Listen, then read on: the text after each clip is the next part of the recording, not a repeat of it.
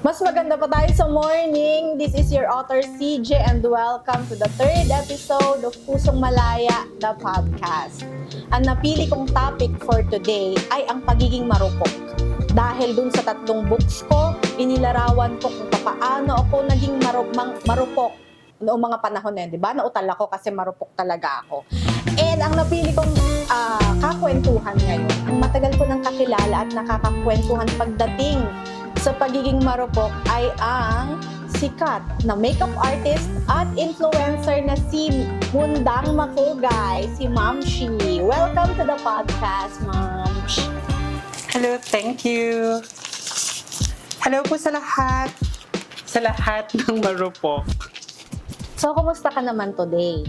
Today, I'm good, Miss CJ. I mean, yung puso mo. Yung puso ko, medyo okay. Bakit medyo okay? Siyempre, may mga pinagdadaanan, but I'm trying to be okay. So, yung topic natin, makaka-relate ka ng bongga. Super, ewan ko nga kung bakit ako yung tinuka mo sa topic na marupok. Marupok ba ako? Marupok ka nga ba? We'll see. Ano yung mga na-experience mo na sa love life na masasabi mong napakarupok mo? Actually, madami. Kunyari, yung guy, nahuli ko siya nagsinungaling sa akin. I'm giving him chances para mag-work yung relationship. So, sa utak ko, ginagawan ko siya ng dahilan para, baka bibigyan ko to ng chance. Kahit nahuli ko na siya, tapos, nagkakaayos ulit kami. And then, yun, isa pagiging marupok yun. Or, magkaaway kami. Tapos, bigla siyang isang message lang, magre-reply agad. Yung kunyari, galit na galit ako, tapos, dapat hindi ko siya papansinin, pero pag nagsabi siya ng yung words of endearment namin, tapos syempre, di pwede sabihin. Tapos yun, biglang magre-reply na lang ako. Or galit na galit ako, pag tumawag siya, sasagot agad. Ganun yung pinaka-worst na pagiging marupok mo na.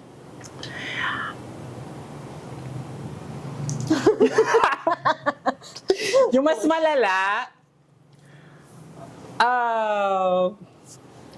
yung pagiging marupok, yung siguro nahuli ko na siya lahat. Pero, binibigyan ko pa rin siya ng mga bagay-bagay na to save our relationship. In the end, nagiging talo ako. So, kapag nagiging marupok kasi tayo, hindi ibig sabihin nun na malandi tayo or what. I know. Sobrang minahal lang natin yung isang tao, kaya tayo nagiging marupok. For example, ako, naging marupok din ako sa mga past love life ko na kahit alam ko na hindi nila ako mahal, alam mo yung super give din ako ng ng mga pagmamahal, alam mo yung attention, time, kahit na alam ko na hindi niya ako papahalagahan. Pero kasi yun yung nararamdaman ko. So yung part na yun, nakakapagbigay sa akin ng hindi naman contentment, pero masasabing ginagawa ko yun para sa sarili ko kasi mahal ko siya. Para sa'yo ba, ano ang nababenefit mo sa pagiging marupok mo na yun? Sa mga nakwento mo na relationships mo? In my part kasi parang, di ba, sa aming mga bading kasi gusto namin magkaroon talaga ng parang legit na relationship. So, parang in my mind talaga, parang naglulong ako ng magiging partner, yung magsusupport sa akin sa mga dreams ko, sa mga ginagawa ko. Parang someone who can message me ng good night, mga ganyan. I love you, kumain ka na ba? Mga ganyang eksena. Pag ganun kasi kinikilig ako, pag ganun yung guy, sobrang kinikilig ako. Yung parang, magpabili ka ng shoes, sige, bibilihan kita kaagad. Pag yung mababaw pagdating sa mga bagay-bagay na mga ganon. Yung kahit candy nga lang na ireregalo mo sa akin, Kinikilig ka na. parang, itatago ko yun talaga nung pang ilang taon. How much more kapag yung lagi siyang nag-update sa mga ginagawa niya. And syempre nahahappy ako. If a guy will make me feel happy, talagang ibibigay ko din lahat. No? Pero sa pagiging marupok mo, dahil sabi mo nagbibigay sa'yo ng happiness, kontento ka ba? Kontento ka ba? Somehow medyo. Pero 'di ba, parang may sa other side ng utak mo, sa other side ng puso mo, puso ko na lang, sige, ako na 'to.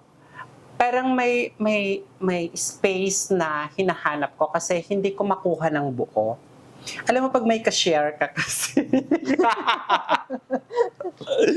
Pag may ka-share ka kasi sa kanya, syempre pag may ka-share ka sa isang tao, parang hindi mo makuha yung buong gusto mo.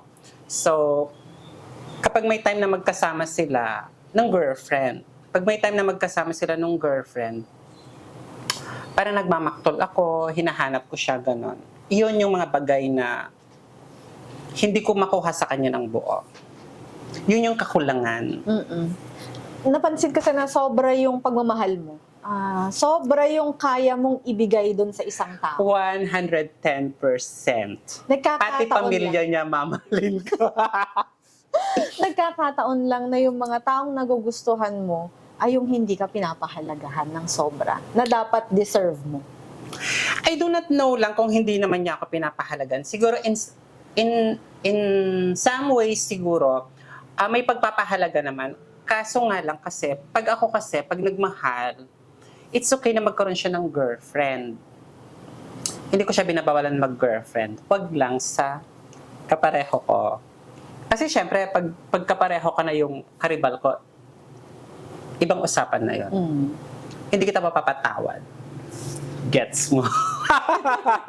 Pero hindi ko carry yun. Yung meron akong kaagaw ba? Hindi ba parang hindi mo ba pinangarap na dapat ikaw lang? Deserve kong ako lang yung jowa. Hindi ko kasi ma-imagine yung sarili ko na magbo-boyfriend ng straight, na ako lang yung mahal. Siguro it's okay lang na magka-girlfriend siya kasi hindi naman kami pang forever. Hindi ko din naman pinangarap na may magiging partner ako for life, na makakahanap ako ng partner for life na lalaki. Na straight. Kasi okay na yun. Okay na yung may girlfriend siya basta pag time na kami, ako lang yung bading. Hanggang kailan ka nagiging marupok sa isang tao? Actually, hindi lang sa boyfriend kasi, pati sa mga kaibigan. Yung mga simpleng request lang, ganon, or mga simpleng lambing lang ng mga kaibigan, ibinibigay ko, di how much more sa jowa, di ba? So, nagiging marupok din ba sila para sa'yo? Pag nagiging demanding ako, kasi ma-demand ako sa time, so gusto ko madami kang oras sa akin. Pag hindi mo may bigay sa akin yung oras, wala tayong pag-uusapan. Out ka. Ganon yung ano mo. Kasi in the first place, kaya nga ako naghahanap ng partner para, di ba, para mabigay mo sa akin yung mga time na gusto ko. Yung pag super pagod ako sa trabaho, kapag wala akong ginagawa, I need someone to comfort me, ganun. Well, maliban sa family, syempre. Maliban sa mga anak-anak. Iba pa rin yung kilig ng... Kasi pag in love ka, alam mo yung nakakayang ng feeling, ganon. Ang ganda mo sa part na yun. Oo, yung parang ang haba-haba ng hair, pag pinupuntahan ka, or pag pinagdadrive ka, ganyan. Sa ganong klase ng mga relationships and sa pagmamahal na binibigay mo sa mga naging partners mo, nade-differentiate mo pa ba yung minamahal ka o kinakailangan ka na lang talaga?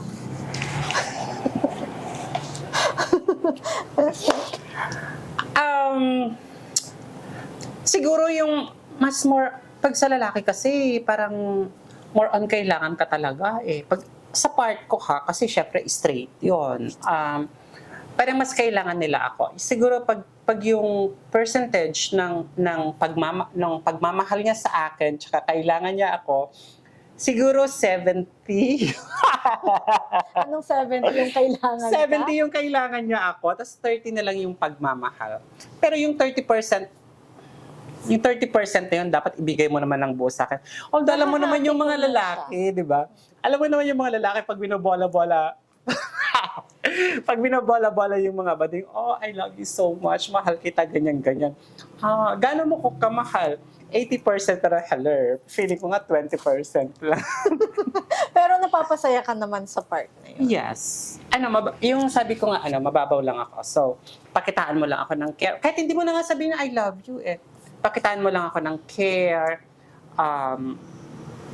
respeto, ganyan, okay na ako. Sobrang mamahalin na kita. Kasi lahat naman tayo nilolong natin na meron tayong someone din na deserve natin, na mahalin din tayo na yung deserve natin. Yung makikita natin yung worth natin dun sa taong yun. Kasi ganun niya tayo, ganun yung pagmamahal na pwede niyang ibigay, ipakita sa'yo. Pero hindi ba darating sa point ng buhay mo na napapagod ka na maging marupok? Actually, Miss CJ, kapag may mahal ako, parang napipicture ko siya talaga na, siya na yung mamahalin ko pang habang buhay, ganyan. Akala mo pag nagka-boyfriend ako ngayon, parang, eto na yung ideal man ko, eto na yung magiging boyfriend ko forever. Tapos, pag nasaktan naman ako, pag di na-meet yung expectations ko nung guy na yun, sobrang masasaktan ako. Pero bilis mo magpatawad, ha? I know, mabilis akong magpatawad. Ay, mabilis ba? Parang. Hindi. Kasi pag i-chat ka, kumain ka na ba? Kinikilig ka na ka? Yun yung mga yun yung mga part na kumukuha pa lang ako ng chance na baka sakaling mag-work yung relationship. Pero, once I caught you cheating, at least Judy, meron pa ring limit yung pagiging marupok ni Mamsh, di ba?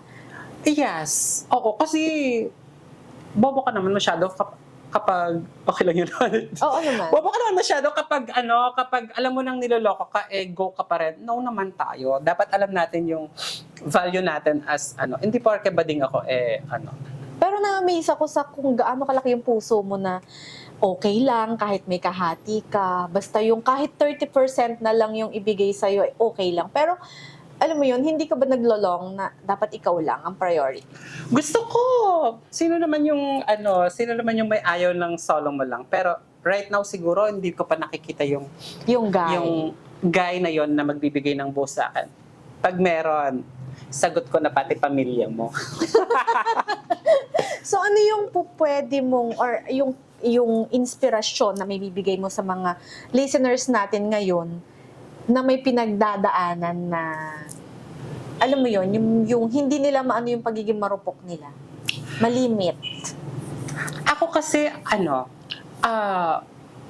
go lang. Magmahal ka. Huwag kang matakot magmahal. Masaktan ka, go. Saktan mo yung sarili mo. Kasi magigising ka din balang araw. Isang araw magigising ka na lang, I'm okay. Yung pagkatapos ng mga sakit na naranasan mo sa kanya, magigising ka na lang isang araw na you're okay now, makaka-move on ka na lang. Sa experiences ko, kahit nasasaktan ako, minamahal ko pa rin yung lalaki. Pero, pag dumating yung point na napagod yung puso ko, pag ayaw na kita, ayaw na talaga kita. Hindi kaibigan, no. Kahit siguro mag-usap, kahit siguro magka-messagean lang sa social media, hindi na kita papansin ever. Kasi what for? Sinaktan mo ako, di ba? After all na mga ginawa ko sa'yo, lahat ng mga nabigay ko sa'yo, sasaktan mo lang ako, napakawalang utang na loob mo. Yes. Kasi mahilig kang nag-invest ka na ng feelings. Nag-invest ka pa ng so much na material things. Tapos hindi ka pa minahal, niloko ka pa, hindi ka na pinahalagahan. Ano na lang yung worth na may pagmamalaki mo sa sarili?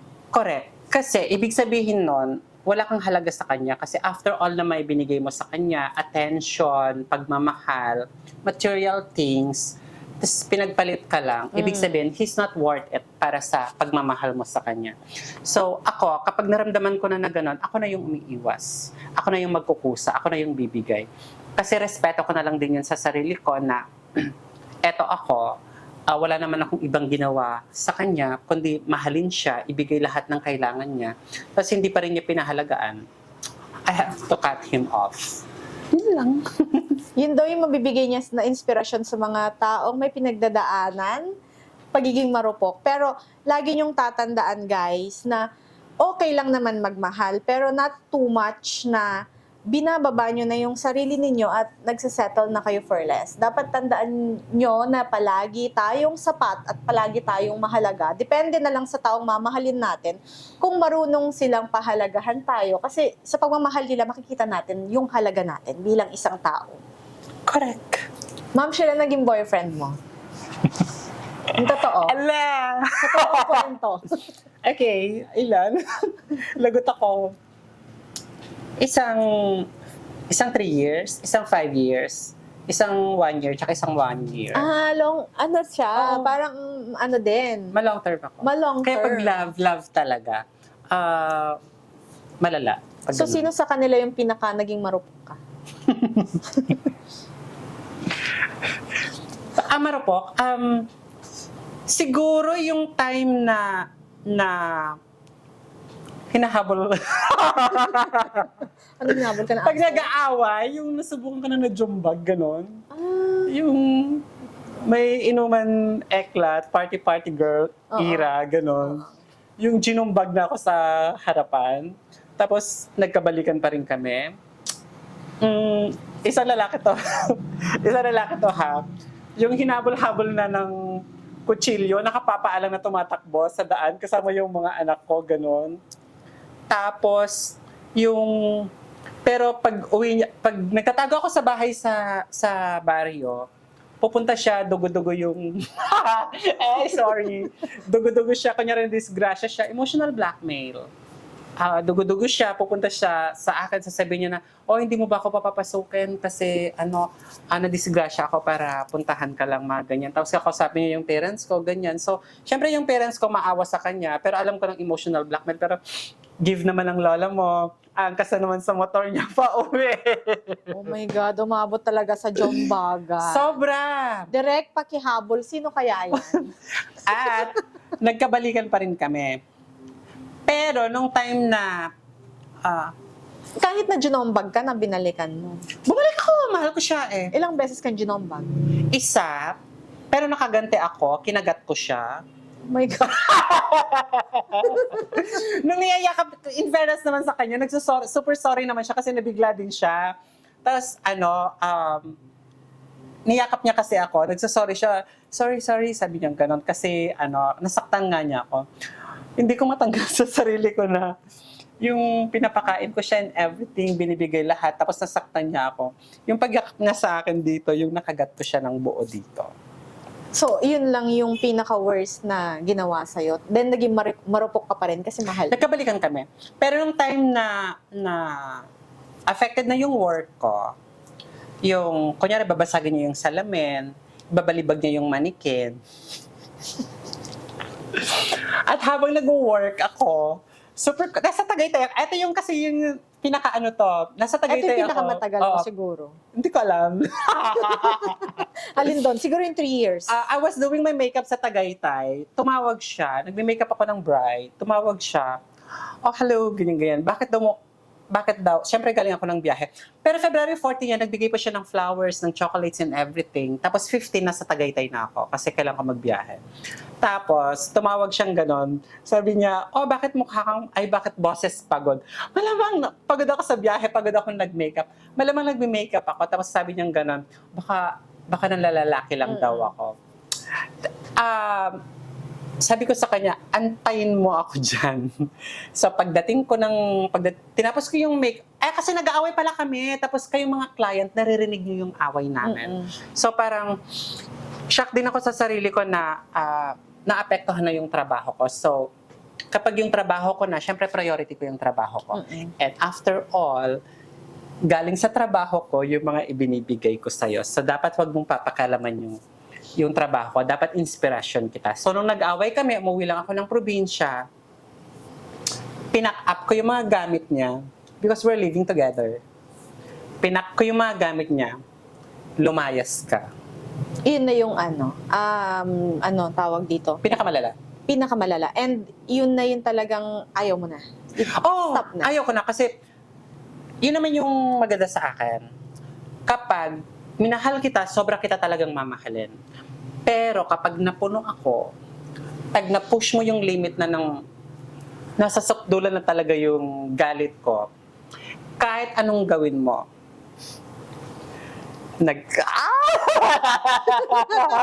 Sige lang. Malay mo naman merong someone dyan na nakikinig ng ating podcast na ganun Nung yung pinapalayas ko na diba? siya, pak! Last. Ikaw. Siya! Ba't ako? Tapos na ako sa kanya. I'm done with him. So kahit anong gawin mo sa sarili mo, hindi na kita mapapatawad. Tak! Last the go. Sinulat sa pader ay heart you mundang. Oh my God, parang obsessed na what Hindi they ko call alam that sa one? kanya, pero well, kahit ano pang gawin mo. Pero nabuhay pa rin siya nung siya. Buhay pa rin siya kasi yung dugo lang yun. Kumuha lang siya ng dugo. Tapos, Wala naman kayong ballpen sa bahay niyo? Wala. Get lang siya ng ballpen. get lang siya ng kutsilyo, ganyan.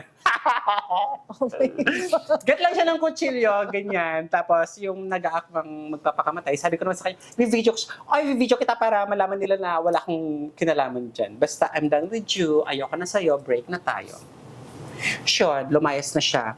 Tapos, nung brinake ko siya, kasi graduate na siya. Nakatapos na siya ng pag-aaral, so it's okay. Nag-abroad siya, tapos, pagbalik niya siyempre akala niya siguro babalik pa yung feelings ko, di ba? Nag-abroad siya, bumalik, tapos, dumalaw kasi siya ulit sa bahay. Tapos, inaya niya akong mag-dinner. Dinner date. Oo, at may pasalubong naman siya. Tapos ang alam ko, ready naman ako that time. Ang alam ko, syempre siya yung magbabayad, di ba? Ikaw. Galing abroad. Magwi-withdraw lang daw siya. Ay, no, ako na. Magwi-withdraw lang. Syempre, kapag makikipag-date ka sa akin, dapat ready ka na, di ba? Alam mo namang, sabi niya, wait lang daw, mag-withdraw lang daw saglit. Sabi ko, no, ako na, sabi ko. Nagdala naman ako. Ako na. Parang turn off ako, syempre. Sabi ko, ay, pulubi ka pa rin. Oh my God. Anong pakiramdam nung in-invite ka for a dinner? Well, it's okay. Tapos, ikaw pala yung magbabay. Well, at least, naman, parang realization ko yun na, no, talagang hindi pwede. Tapos, nung nakikipag-date siya ulit sa akin na gusto niyang magpakita ulit habang andito siya, gusto niyang magpakita siya ulit, ayoko, hindi ko na siya nare-replyan. Dumating siya sa bahay. Lasing na siya, so hindi yakap-yakap niya ako, ganyan. Pero, no na talaga, wala na talaga. Sorry, pakinggan mo yung puso ko, wala na talaga, sabi ko sa kanya. Tapos wala siyang nagawa. Tapos sinusundan siya ng girlfriend. Ang ganda mo sa heart ngayon. Sinundan ng girlfriend, andon, hi, lumabas ka dyan, sabi ng girlfriend. Tapos sabi nung guy, umuwi ka na. Si Kyondang ang mahal ko. Sabi. Kaso, hindi ko na siya mahal. So, wala na talaga. Pag natapos na ako sa'yo, tapos na talaga. Wala nang balik-balikan. Paano Hindi ako siya naging nakaget pagbalikan over sa mga sa'yo? ex. Hindi ko alam kung nakaget over na siya. Until now ba, hinahabol ka pa rin? No na.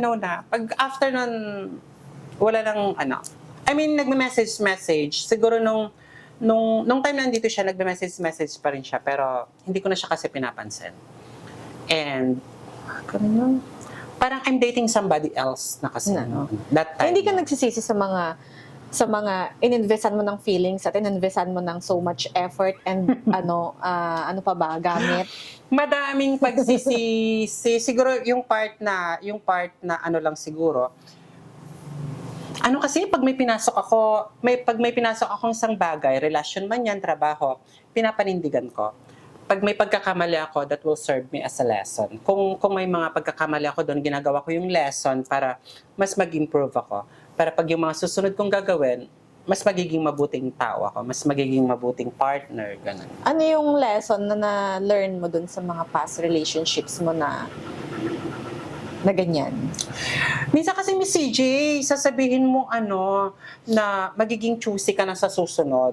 Pero pag nagmahal ka kasi, diba, pag nagmahal ka kasi, kahit sino pa yung tao na yon, kahit hindi pa siya pasok sa standards mo, pag minahal mo talaga. Kahit sabihin mo magtitipid ka, kahit sabihin mo na, hindi mo na ibibigay ng buo, sa part ko kasi, walang inhibitions. Pag nagmahal ako, ibibigay ko talaga lahat.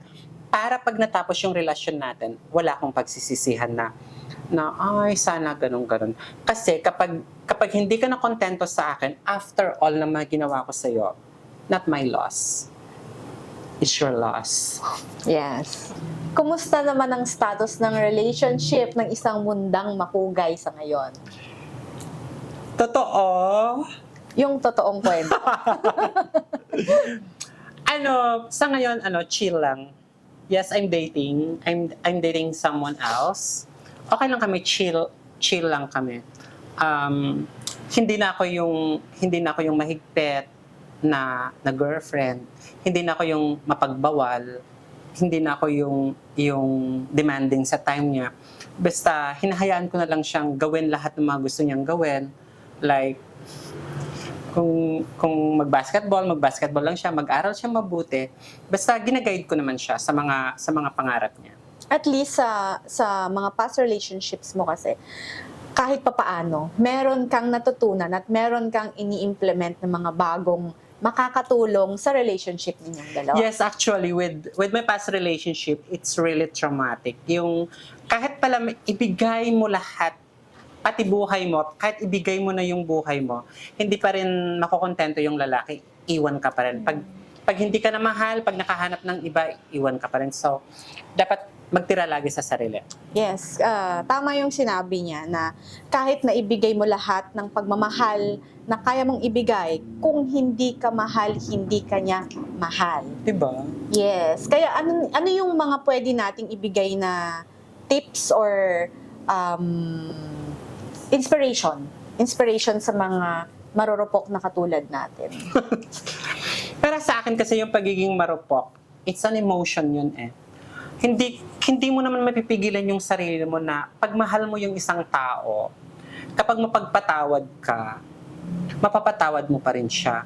Pero, dapat mong isipin lagi yung self-worth mo, yung respeto mo sa sarili mo, and set boundaries kung hanggang saan lang dapat yung mahal mo. At kapag inabuso ka na, kapag na-push na sa limit yung mga bagay-bagay na hindi mo na kaya, mag-stop na kasi hindi na mag-work. Kahit ano pang work ang gawin mo, kung nag-cheat na, bye na. Kasi once a cheater will always be a cheater. So, para sa akin lang naman yon.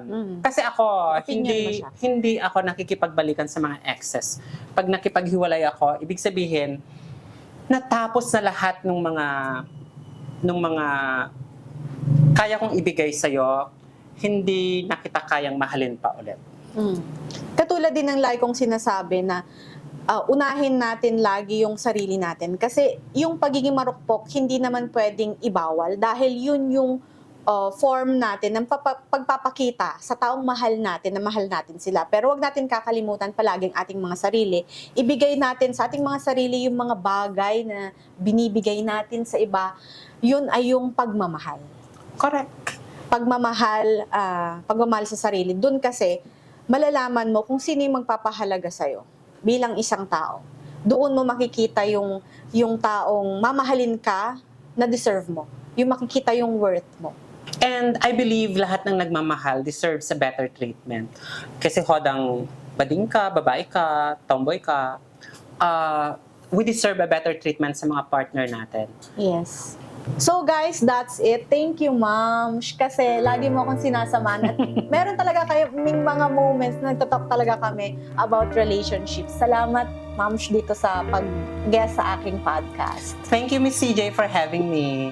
It's an honor. And kung meron kang gustong i-plug, Ma'am, go. Oh yes. Hi guys, please visit Mundang Makugay Hair and Makeup Hub located here in Rojas, Isabela. And please visit my Facebook account for a Reels with Yaya Madonna, of course. And same with IG and TikTok. It's just Mundang Makugay. Thank you so much. I love you all. Again, this is your sexiness author CJ na nagpapaalalang hindi tayo dapat naghihintay sa tira-tira. Makakalaya din tayo sa panandalian at pansamantala. Kumapit at maniwala, magmahal at lumigaya. Kamahal-mahal ka. Hanggang sa muli!